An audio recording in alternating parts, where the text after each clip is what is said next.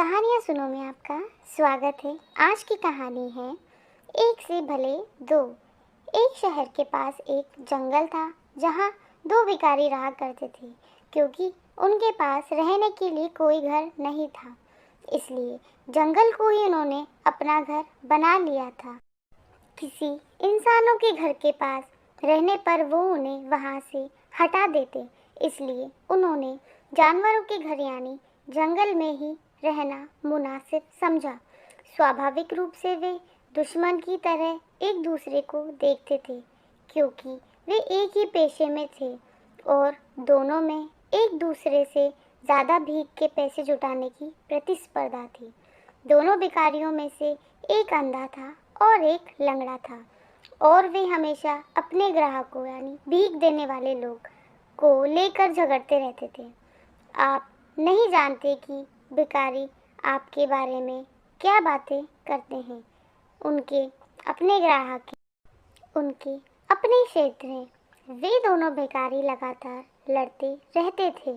उन्हें एक दूसरे के कारण बना संघर्ष और प्रतिस्पर्धा करनी पड़ती थी भीख मांगने में। इसलिए वे दोनों भिखारी सालों से दुश्मन थे। ये दुश्मनी ऐसे ही चलती रहती, लेकिन एक दिन जंगल में आग लग गई। अंधा भिखारी चलने और दौड़ने में पूरी तरह सक्षम था, लेकिन यह उसके लिए खतरनाक था, कारण वह देख नहीं पा रहा था कि सही दिशा में जा रहा है या नहीं। लंगड़ा आदमी सब देख तो सकता था, लेकिन अपने आप नहीं चल सकता था। वो आग को तेजी से अपनी तरफ बढ़ते हुए देख रहा था, लेकिन बेबस था, वहाँ से हिल नहीं पा रहा था।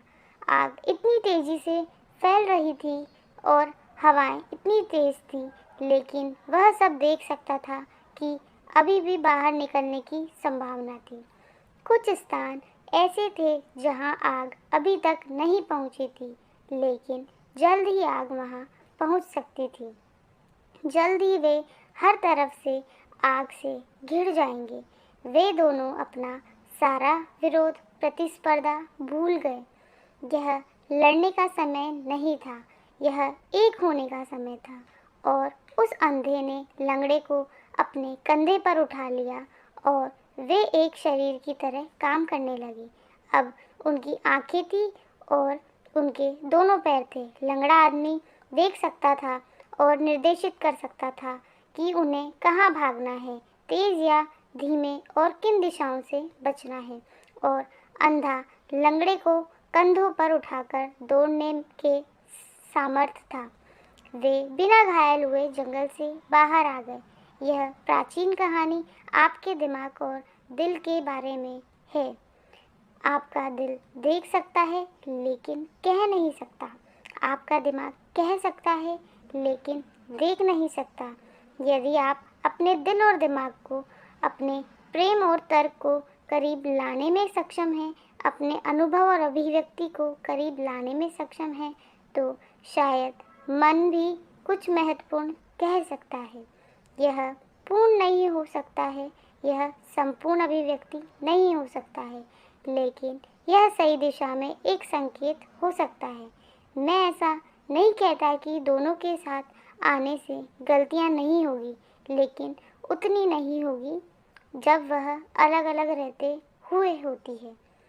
अगर आपको आज की कहानी अच्छी लगी हो तो प्लीज़ इसे लाइक, शेयर एंड सब्सक्राइब ज़रूर करें और बेल आइकन को दबा दें, जिससे रोज़ आने वाली नोटिफिकेशन आपको समय से मिल जाए। धन्यवाद।